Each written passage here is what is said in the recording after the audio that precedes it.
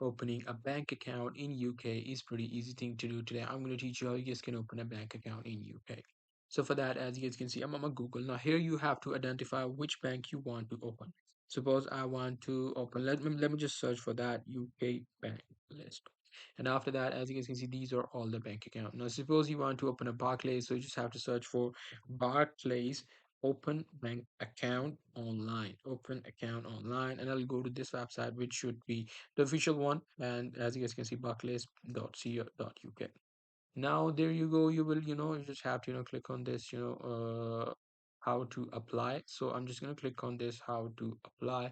It will take me to this page. Here you have to select whatever the bank account that you want to open. If you want to create a sole account, or you want to create a joint account. Now it totally depends upon you, however you want to do it. Suppose I want to, do this. So I'm just going to click on this, apply online, and it will take me to this procedure. Here I have to start putting the information, and at the very end I'll have my Barclays bank account. So that's pretty much it. That's how I'll be able to do it. Hope you guys find this very helpful.